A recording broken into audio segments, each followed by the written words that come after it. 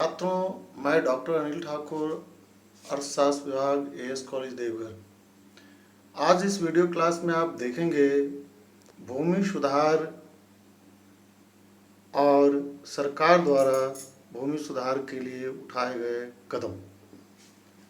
छात्रों, भूमि सुधार का तात्पर्य फसलों के उत्पादन में वृद्धि के लिए या भूमि के उत्पादन में वृद्धि के लिए उसमें चलाए जा रहे सुधार के कार्यक्रम भूमि सुधार के कार्यक्रम कहलाते हैं।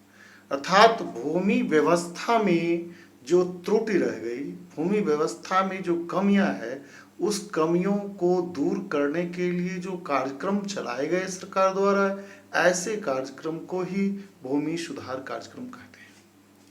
भूमि व्यवस्था में त्रुटियां क्या रह गई, आप देखेंगे।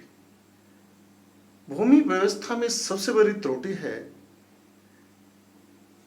कि इसमें जो वितरण है वो बहुत ही असमान है। किसी के पास भूमि है तो बहुत अधिक भूमि है और किसी के पास नहीं है तो है ही नहीं।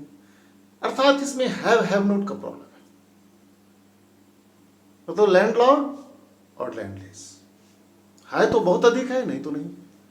तो ये जो भूमि व्यवस्था में वितरण की विषमता है, फिर लगान की समस्या, फिर काश्तकारी व्यवस्था, तो ये तमाम ऐसी समस्याएं हैं जिनको दूर करने के लिए सरकार द्वारा जो स्टेप लिए गए, जो कदम उठाए गए, वही कदम भूमि सुधार का कार्यक्रम कहलाता है।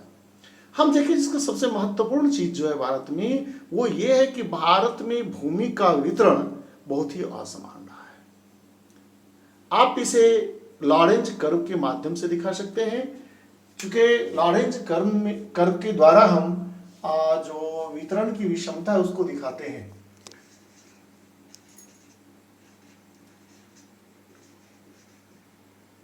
लॉरेंज कर्व, इसमें हम लोग ऐसे दिखा सकते हैं इसको।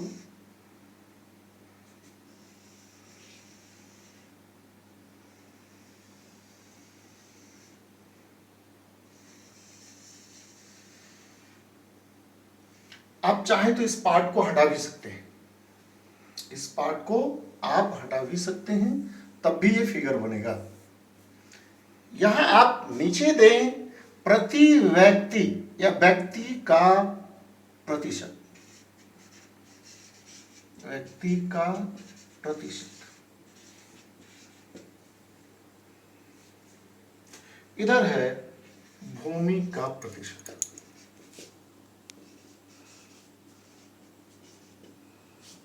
व्यक्ति के प्रतिशत अब आप यहां देखें कि 100 है, 100 है, इसको ले सकते हैं। ये हो जाएगा 50 और ये बीच का हो जाएगा 75, क्योंकि हम लोग 25 का ले रहे हैं यहाँ, और ये हो जाएगा तब 0 और ये हो जाएगा 25। इसी प्रकार अगर हम इधर देखें, भूमि का प्रतिशत लेते हैं तो ये 0 से दिखाएंगे यहाँ, और ये 50% पर आएंगे, ये हो जाएगा 25 और ये हो जाएगा 75, और यहां आके लिखेंगे 100%। अब आप पहले इसको बिल्कुल बीचों बीच मिलाइए और इसको आप लोग डॉटेड लाइन से दिखा सकते हैं। मतलब यह एक काल्पनिक रेखा है और इसको हम लोग बोलेंगे लाइन ऑफ इक्वल डिस्ट्रीब्यूशन।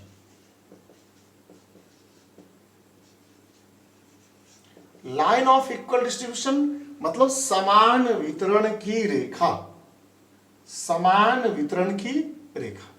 तो हम जो देखते हैं इंडिया में भूमि के वितरण को, तो वो ऐसा है,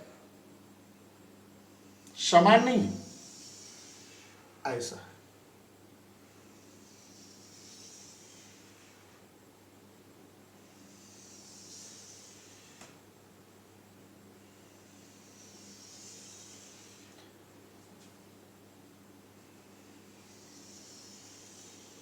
मतलब साफ है, A B C D E. अर्थात हमारे यहाँ वितरण, जो भूमि का जो वितरण है, ए से बी, बी से सी, सी से डी, डी से, अर्थात ये जो डिस्ट्रीब्यूशन है, इसमें जो डिस्पैरिटी है, विषमता है, वो बढ़ता जा रहा है। अर्थात भारत में भूमि की वितरण की विषमता काफी है। इन विषमता को देखते हुए, भूमि व्यवस्था में प्रचलित कुप्रथा को देखते हुए, जैसे जमींदारी, महलवारी सिस्टम, रैयतवारी सिस्टम, ये सारे ऐसे सिस्टम थे जो इंटरमीडिएटरीज थे, ये सब बिचौलिए थे। जमीन सरकार की, जोत रहा है किसान, ये दोनों के बीच, टेनेंट और गवर्नमेंट के बीच में ये लोग क्या थे? ये लोग इंटरमीडिएटरीज थे, मध्यवर्ती लोग थे, बिचौलिए थे। तो आप देखेंगे कि इन सारी समस्याओं को दूर करने के लिए सरकार द्वारा बहुत सारे कदम उठाए गए भूमि सुधार के। उन सारे कदमों में हम लोग एक एक कर कदम देखेंगे। तो पहला जो सबसे महत्वपूर्ण स्टेप रहा है, वो है भूमि सुधार का पहला जो है वो है मध्यवर्ती या बिचौलिए, बिचौलिए की समाप्ति या अंत। जो बिचौलिए, जो दलाल है, तरह से हम उसको कह सकते हैं दलाल, क्योंकि जमीन सरकार की और जोत रहा है काश्तकार। तो ये बीच में जो जमींदार है, जो महलवार है, जो रैयतवारी सिस्टम चला रहा है, ये आखिर थे कौन? ये सब के सब ब्रोकर थे, सब के सब दलाल थे। तो आजादी के बाद सरकार द्वारा सबसे महत्वपूर्ण जो कदम उठाया गया, वो कदम रहा बिचौलियों की समाप्ति। अर्थात जमींदारी सिस्टम में जमींदार हुआ करते थे और बाकी सारे लोग रैयत। अब सरकार जमीन जो है जमींदार से बात करती थी और जमींदार द्वारा, सरकार द्वारा जमींदारों को तय कर दिया जाता था, उतना तो सरकार को दे दिया जमींदार, और उससे अधिक वसूलता था वो किसानों से, या यूं कहीं कि मनमानी करता था। यही व्यवस्था महलवारी और रैयतवारी के साथ कमोबेश था। तो सरकार ने सबसे पहला काम किया, बिचौलियों को समाप्त कर दिया। तो जमींदारी जो है, ये सबसे पहला काम हुआ कि बिचौलियों की समाप्ति कर देना। और दूसरा जो महत्वपूर्ण है वो है काश्तकारी व्यवस्था। तो काश्तकारी व्यवस्था में है लगान का नियमन और भूमि धारक की सुरक्षा। तो लगान का नियमन से तात्पर्य यह है कि लगान का रेंट कितना। तो आजादी के बाद सरकार ने लगान को निश्चित कर दिया। अब क्या हो गया, इससे फायदा ये हुआ कि अब किसानों को पता है कि हमको कितना लगान देनी है। दूसरा, सरकार को भी जब आय की अधिक जरूरत हो तो वो लगान को बढ़ा सके, और सरकार और किसान के बीच अब सीधा संबंध हो गया। तो इस तरह से आप देखें कि लगान का नियमन जो है वो पहला था। दूसरा है भूमि धारक की सुरक्षा। भूधारक सुरक्षा का मतलब यहाँ ये हो गया कि जो टेनेंट्स है, जो काश्तकार, काश्तकार का मतलब जो भूमि पर रियली खेती करता है, तो अब लैंडलॉर्ड उसे कभी भी भूमि से बेदखल कर देता था। खास करके ऐसे भूमि जो बहुत ही खराब स्थिति में है, वर्स्ट स्थिति में है, उसको काश्तकार बहुत मेहनत से उपजाऊ बनाता, फर्टाइल बनाता है। अब वो फर्टाइल होने के बाद जो लैंडलॉर्ड है, वो चूंकि दूसरा को इसको ज्यादा पैसा देगा, इससे छीन करके उसको दे दे रहा है। ये बेचारे मेहनत किए, इससे जमीन ले लिया गया। तो इस तरह के धंधे ना हो, इसको रोका जाए, इसके लिए सरकार ने भूधारकों की सुरक्षा के लिए कानून बनाया। और उसमें उन्होंने ये दिया कि आप जमीन जो लेंगे तो एक किसान से लेकर दूसरे को देने के लिए नहीं, अगर आप लेते हैं तो खुद काश्त के लिए लेंगे। अगर सेल्फ कल्टीवेशन आप करना चाहते हैं, खुद खेती करना चाहते हैं, तभी आप भूमि लेंगे। दूसरा, जब आप भूमि लेंगे, उससे छीनेंगे, तो कम से कम, वहां तो उसकी आजीविका का प्रश्न होता है, तो कम से कम उसे उतनी भूमि छोड़ देना होगा आपको जितना में वह जी सके। अर्थात आप पूर्णतः उसको बेरोजगार न करें। उसके बाद सरकार ने बीच में कानून भी लाया था कि जमीन जोतने वालों का हो। छात्रों, ये कानून सरकार ने लाया तो बहुत अच्छी, मैंने उद्देश्य बहुत अच्छा था, लेकिन इसका प्रभाव बहुत बुरा पड़ गया। सरकार ने कानून लाया कि जमीन जोतने वालों का, इसका मतलब यह हुआ कि जो जमीन जोत रहा है जमीन उसी का हो जाएगा। तो आप जानते हो कि जो काश्तकार है अनपढ़ होता है, उसे पता नहीं होता है कानून का। तो ये कानून आने का पता सबसे पहले किसको होगा? लैंडलॉर्ड को होगा, किसान को नहीं। लैंडलॉर्ड ने क्या किया? अपनी सारे जमीन छीन लिए। किससे? काश्तकारों से। अब जमीन छीन ली तो जो वो जोत करके खाता था, दूसरे की भूमि पर पट्टा करके बटाई करके खाता था, वह भी हो गया खत्म, बेरोजगार हो गया, भूख मरने की स्थिति उत्पन्न हो गई। क्योंकि जमींदारों को लगा ये जमीन जोतने वाले ले लेंगे, उससे बढ़िया तो पड़ती रहे, उससे बढ़िया उसमें गड्ढा रहे, उससे बढ़िया उसमें पेड़ लगा दो, यूं ही पड़ा हुआ रहे। तो ये स्थिति, इस पर गुन्नार मेंडल ने एक ड्रामा लिखा जिसको हम लोग एशियन ड्रामा बोलते हैं। तो गुन्नार मेंडल ने इसमें लिखा था कि इस स्थिति को दिखाया कि कैसे इस कानून की वजह से किसान की स्थिति खराब हुई। क्योंकि जो भी जमींदार था, सारे लोग, जो भी लैंडलॉर्ड थे, सारे लोग अपनी जमीन को छीन लिया, तो उसकी स्थिति और भी खराब हो गई, भुखमरी की स्थिति उत्पन्न हो गई, और सरकार ने इसको फिर खत्म कर दिया। उसके बाद सबसे महत्वपूर्ण बात यह है कि जोतों की सीमा निर्धारण लैंड सीलिंग। लैंड सीलिंग का तात्पर्य यहां है भू हदबंदी। अब देखें कि कभी कभी परीक्षा में हिंदी में प्रश्न आने पर बच्चों को दिक्कत होता है। हदबंदी, हद मतलब होता है लिमिटेशन, सीमा, बंदी में तय कर देना सीमा को, अर्थात आपको इतनी ही भूमि रखनी है, यही भूहदबंदी है, लैंड सीलिंग। आपको इससे अधिक लैंड नहीं रख सकते हैं। छात्रों, सरकार ने इस कानून के तहत तय कर दी कि आप, पहले तो उन्होंने भूमि की श्रेणी को बांटा, इरिगेटेड लैंड, सिंचित भूमि और असिंचित भूमि, दो भागों में बांटा। तो अगर सिंचित भूमि है तो आप अधिक से अधिक कितना रख सकते हैं, और असिंचित भूमि है तो कितना रख सकते हैं। तो सरकार ने ये तय कर दिया कि अगर सिंचित भूमि है तो आप अधिक से अधिक 18 एकड़ रख सकते हैं, और सिंचित भूमि है तो आप 54 एकड़ रख सकते हैं। अब अगर इससे प्रति व्यक्ति अगर इससे अधिक जमीन है तो सरकार इसको क्या करेगी? अधिग्रहण कर लेगी, ले लेगी, और फिर भूमिहीनों में बांट देगी। तो इस तरह से आप देखते हैं कि भू हदबंदी भी सरकार द्वारा भूमि सुधार के लिए उठाए गए महत्वपूर्ण कदमों में से एक। उसके बाद जो महत्वपूर्ण कदम है वो है चकबंदी। छात्रों, चकबंदी का अर्थ होता है भूमि का बड़ा सा चक तैयार करना, भूमि का बड़ा सा टुकड़ा तैयार करना। यह भू हदबंदी क्यों लानी पड़ी, हम लोग देखें तो भूमि में जो हमारे यहाँ जो कानून व्यवस्था है बनाया हुआ कि पिता के संपत्ति में, भूमि में सबको समान हिस्सा मिलेगा।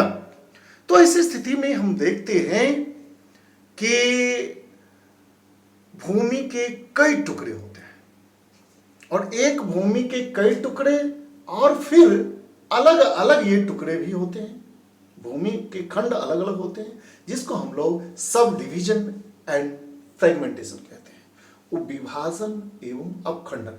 इसको आप समझ सकते हैं ऐसे कि एक पिता के 2 संतान है और उसके 4 जगह भूमि है, एक यहां है, एक यहां है, एक यहां है, और एक यहाँ ए बी सी डी। अब अगर सी अगर सेंटर प्लेस में है, शहर के पास है, तो निश्चित रूप से ये भी भूमि ज्यादा कीमती होगा और कोई भी इसको छोड़ना नहीं चाहेगा। अब इस भूमि के दो हिस्से होते हैं, दोनों संतानों में बांटा जाता है। इसके भी दो हिस्से होते हैं, इसके भी दो हिस्से होते हैं, इसके भी दो हिस्से होते हैं।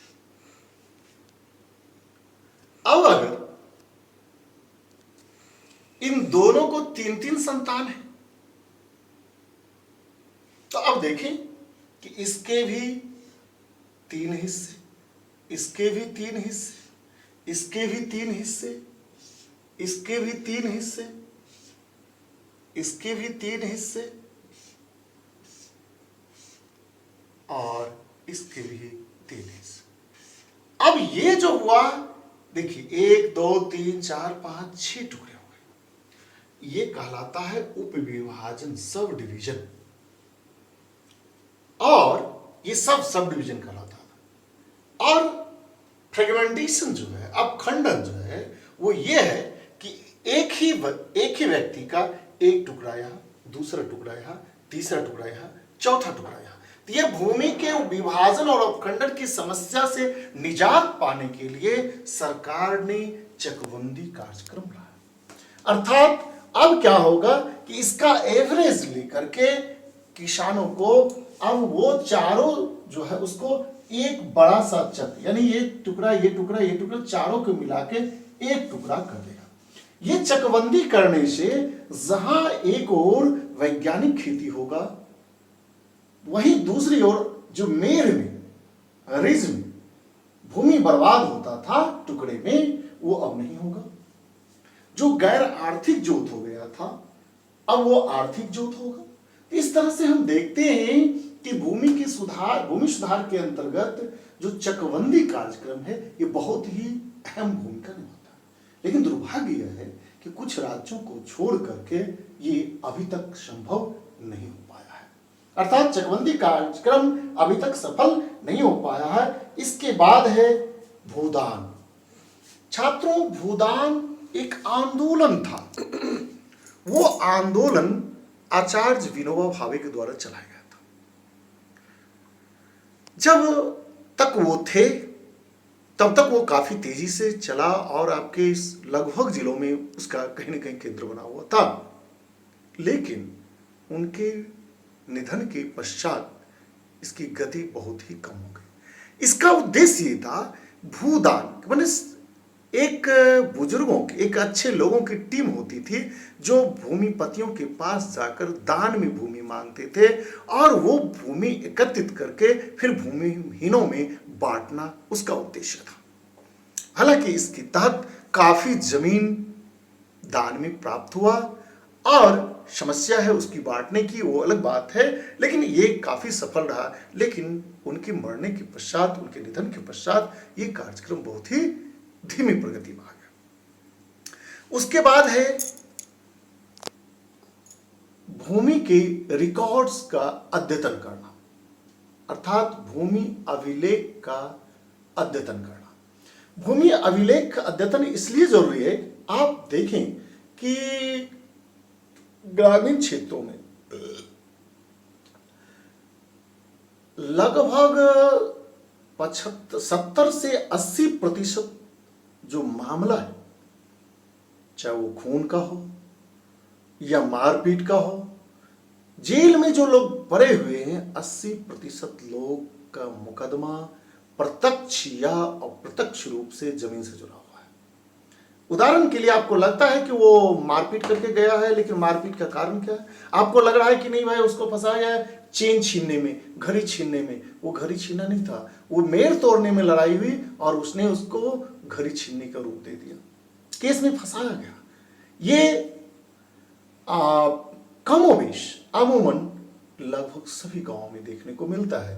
तो इन समस्याओं, आप देखेंगे ये समस्या उत्पन्न क्यों होती है? इसके रिकॉर्ड के अभाव में, कि जमीन किसी और का है, जोतता कोई और है और अंत में काट के कोई और ले जा रहा है। ये विवाद है। अर्थात आप देखिए इंडिया में एग्रीकल्चरल अनरेस्ट है और कृषि अशांति है। इस एग्रीकल्चर अनरेस्ट का जो मेन रूट है वो है लैक ऑफ रिकॉर्ड्स, लेटेस्ट या रिसेंट रिकॉर्ड्स, कि जो इसका जो अद्यतन रिकॉर्ड होना चाहिए वो रिकॉर्ड नहीं है। तो भूमि सुधार के कार्यक्रम के तहत एक यह भी जोड़ा गया कि जो भूमि संबंधी अभिलेख है उसका रिकॉर्ड रखा जाए। अर्थात जिस प्रकार आपके बैंक में पासबुक होते हैं, आप सुनते होंगे जमीन का खाता नंबर होता है, तो प्रत्येक व्यक्ति के खाते में कितनी जमीन है वो रिकॉर्ड अद्यतन हो, और जो ही वो जमीन बेचे तो जिस प्रकार कोई व्यक्ति चेक करता है तो उसके बैलेंस कट जाते हैं, और जिसकी में क्रेडिट होता वहां होता, तो उसी प्रकार जो जमीन बेचा उसके खाते से हटे और जो खरीदा उसमें तुरंत वो वहीं तत्क्षण वो ट्रांसफर हो जाए।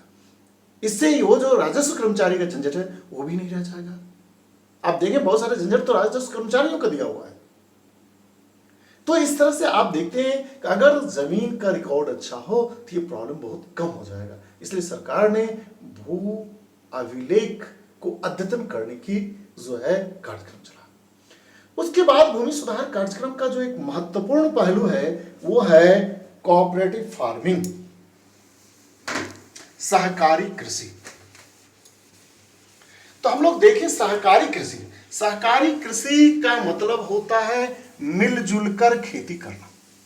सहकारी कृषि का मतलब होता है मिलजुल कर के खेती करना। अब इस मिलजुल कर के खेती करने में क्या है कि सारे लोग, जमीन सबका रहेगा, रिकॉर्ड में सबका रहेगा, लेकिन सारे लोग, जैसे ये टुकड़ा टुकड़ा है, ये सारे टुकड़ा को वो मिला देगा।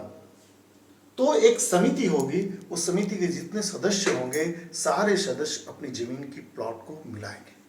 तो जैसे ही प्लॉट को अपना मेड़ तोड़कर मिलाते हैं तो मेड़ का जमीन फर्टाइल हो जाएगा, जो पहले मेड़ में चला जाता था। एक तो ये बढ़ गया। दूसरा, भूमि का आकार बड़ा होगा तो वैज्ञानिक खेती संभव हो पाएगा। तीसरा, इस पर जो हार्वेस्टिंग होगा, इस पर जो कल्टीवेशन होगा, उसका कॉस्ट कम पड़ेगा। फिर इसको बेचने की व्यवस्था, चूंकि ये समिति है तो समिति के द्वारा किया जाएगा। तो आप देखेंगे कि सहकारी कृषि से जहां एक ओर लागत घटता है वहीं दूसरी ओर आगम बढ़ता है। तीसरी बात जो सबसे महत्वपूर्ण बात है कि सहकारी कृषि से आप देखेंगे कि फैमिली लेबर घटता है और हायर्ड लेबर बढ़ता है। मतलब पारिवारिक श्रम घट जाता है और पारिवारिक श्रम घटता है, और इसके साथ साथ जो है वो बढ़ता है भाड़े के श्रमिक। तो भाड़े के श्रमिक बढ़ने से आप देखें कि भाड़े के श्रमिक कैसे बढ़ता है। तो ये देखिए, अब ये हो गया आपका भाड़े का श्रमिक, भाड़े का श्रम, और ये हो गया फैमिली लेबर, पारिवारिक श्रम।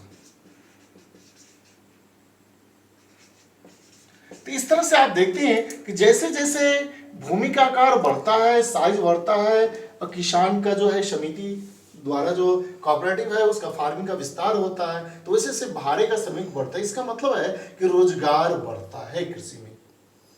तो इस तरह से आप देखेंगे सहकारी कृषि न सिर्फ लागत घटाता है, उत्पादन बढ़ाता है, बल्कि यह रोजगार बढ़ाने में भी मदद करता है। इस तरह से आप देखते हैं कि सहकारी ये भूमि सुधार, सरकार द्वारा भूमि सुधार के बहुत सारे कार्यक्रम चलाए गए। हकीकत यह है छात्रों कि ये कार्यक्रम को सही तरीके से जमीन पर उतारा नहीं गया है, जिसके कारण इसका सही परिणाम नहीं मिल पा रहा है। तो अगले वीडियो में हम देखेंगे कि भूमि सुधार कार्यक्रम की प्रगति क्या है और इस प्रगति में वादक तत्व कौन कौन से हैं। धन्यवाद।